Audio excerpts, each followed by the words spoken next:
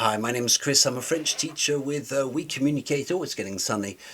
With We Communicate, and I specialize in teaching French to speakers of English, adult learners who have English as a native language and who might have the project of learning French as a lifelong project or in view of moving to France. So it's my job to make your job easier. In this video, I'd like to talk about the differences between the social classes between Europe, UK and the US. And I almost didn't make this video, but I just left a class an hour ago with a lady who's a speaker of English.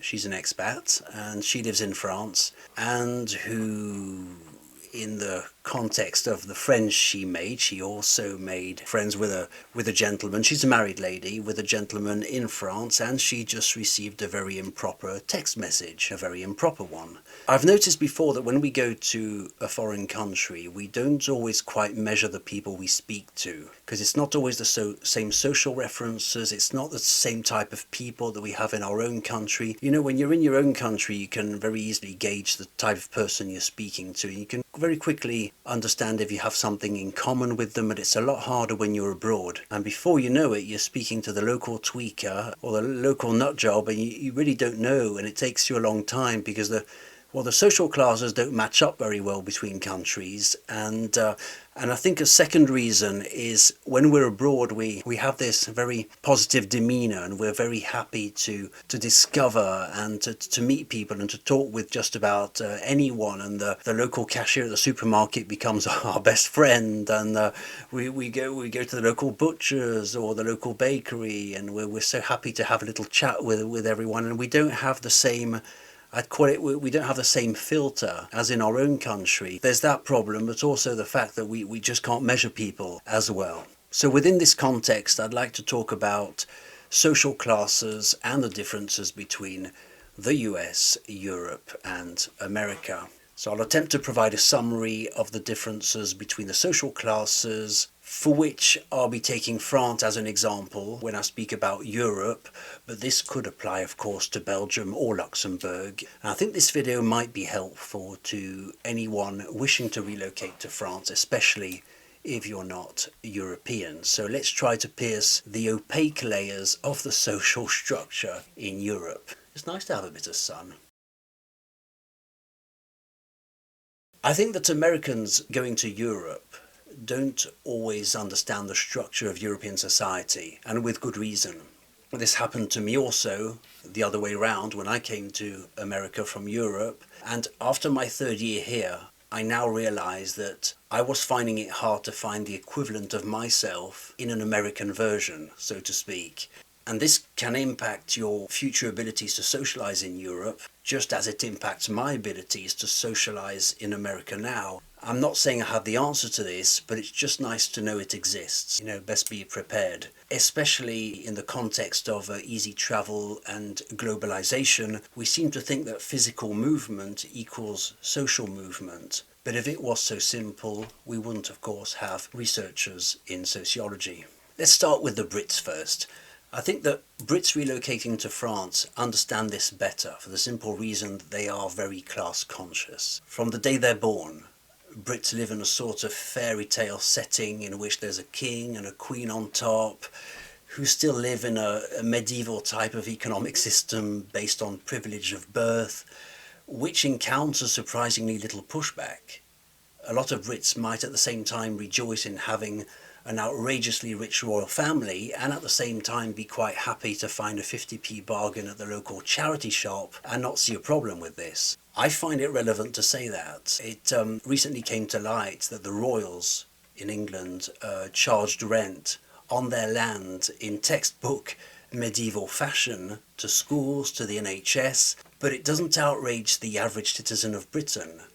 And I think it's relevant to say this. In Britain, society is very stratified with very little social mobility. You have working class, you have lower middle class, upper middle class, wealthy, noble, and so forth. But the Brits have an understanding of this and an acceptance of this also. You'll hear many people proud of being working class as a sort of badge of honour. And they'll go to great lengths to have people know this, and make it clear to anyone listening, I don't speak proper sort of thing. It's like a badge of honour. It's a very British thing. So Brits are very comfortable in announcing from the very first sentence onwards where they're located vertically and horizontally.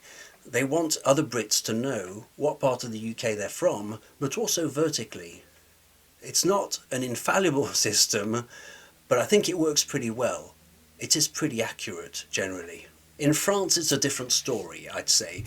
What you'd call working class in Britain doesn't really exist in France. These two classes don't match up very well. A working class Brit usually has what you'd call working class interests, if only to mix with other working class people. I mean, football being one of the examples.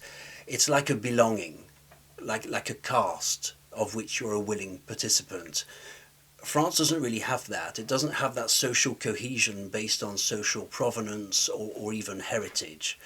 In the UK, you can be working class from one generation to the next and accept it as a condition.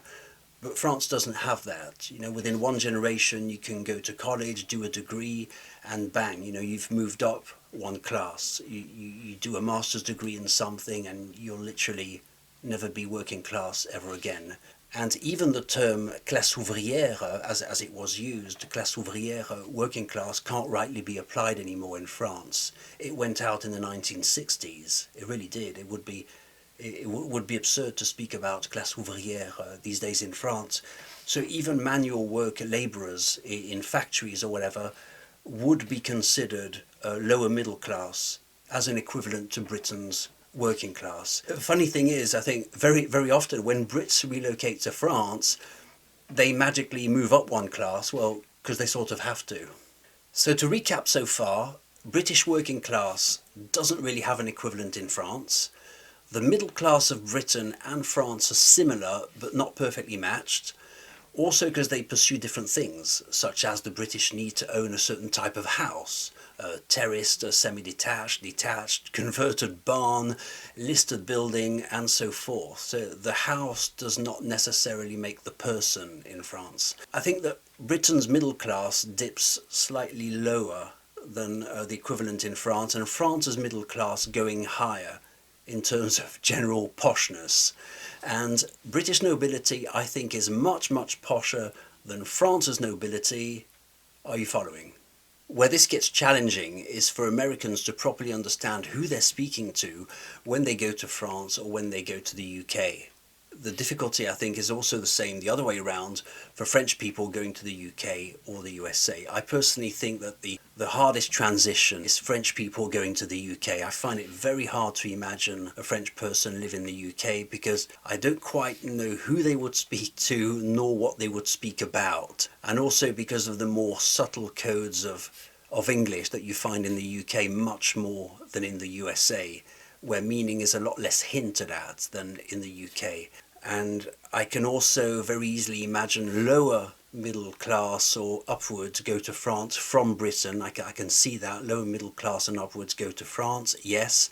Though I would love to see nobles from both countries, France and the UK, interact. I somehow feel that they would absolutely dislike each other. I don't find them very compatible at all. Let's now talk about Americans going to France. An American going to France, I think, is the most complex case. I really do. I'm not saying it's impossible, I just find it complex. I think the main risk probably is in assuming that the American notion of social elevation and posh is the same as a European's, which it isn't at all. In plain words, social elevation in the USA, well, means wealth, essentially. To European, this is a completely incongruous idea. One does not simply go up one class based on money. It's not the way it works. Poshness in Europe is all about a certain elegance of thought, taste, culture, and sometimes money, because money can buy a lot of culture, provided you have the culture to appreciate culture in a cultivated way. It's not so simple. At this point, I do want to say that I'm not taking sides. Notions of status are social constructs, whatever the system in which we live.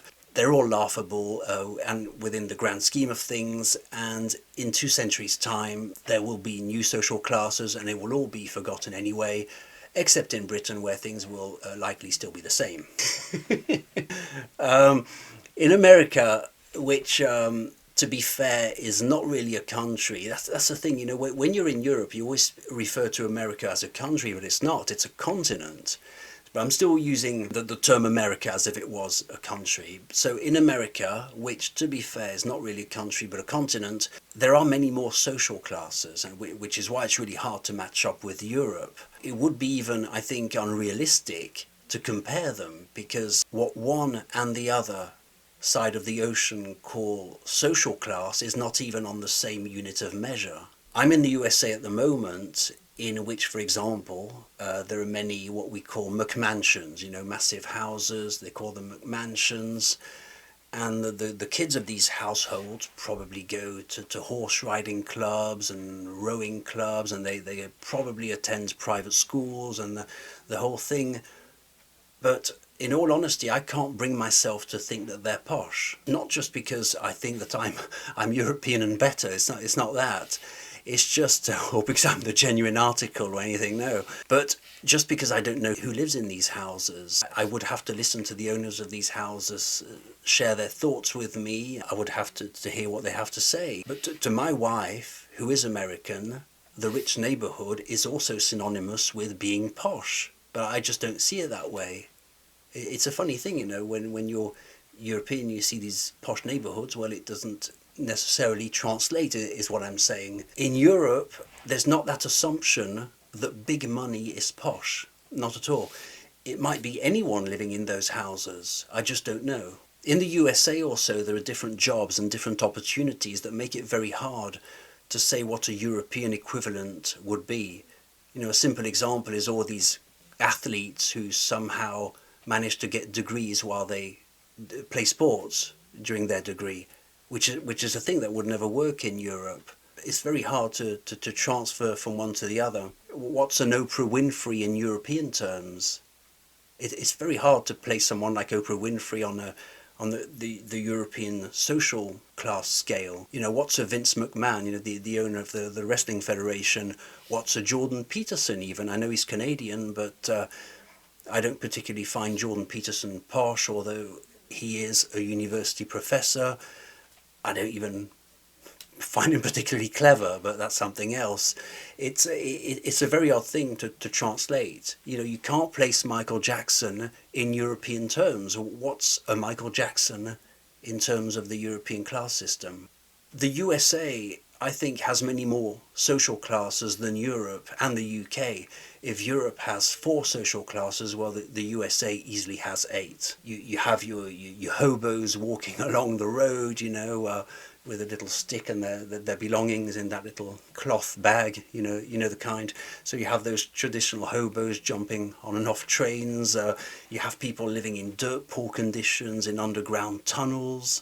You don't have these people reminiscent of the 1930s Dust Bowl in rural settings in Europe, which you do in America. Then there are also classes and social groups in American cities, which don't always find an equivalent in Europe either. There are people who became, for example, super rich in careers that don't exist in Europe, and I'm just thinking off the top of my head about social media or the cinema. In Europe also there's the term nouveau riche, which means new richness. Nouveau riche is a new richness, which means making quick money and flaunting it with noticeable signs of wealth. You want people to know you're rich, such as a sports car, an expensive watch and things like that. In America, I think it would be seen as remarkable. Well done, you found a way to make quick money. But in Europe, it wouldn't be despised, but it also wouldn't be admired. They won't consider that you've gone upwards as a person. There's also, I think, in Europe, the idea that money takes away from the value of a person. If you pursue money in Europe, it might mean that you're a shallow person or that you lack substance. I don't think things are this way in America. So practically, if I were to give advice to Americans going to France, well, number one, I think understand that a French person can be very poor but also very posh. precisely because they are educated and they have sort of a posh frame of mind.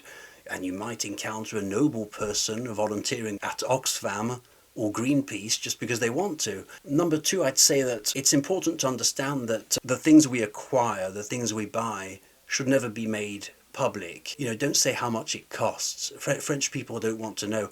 And I think if you do tell them, that you paid, I paid $5,000 to have the pool redone or something, French might nod and say, okay, but then they'll go home and say, oh, these Americans, all they talk about is money. And, different social codes. And I'm by no means hinting at the fact that Americans are shallow. It's just different conversations. It's all right to speak about money in America, which it isn't in Europe. And number three, as a third piece of advice, I'd probably say that Europeans might consider you, I'm not pointing to you, a lower class, even though you come with millions in your pockets.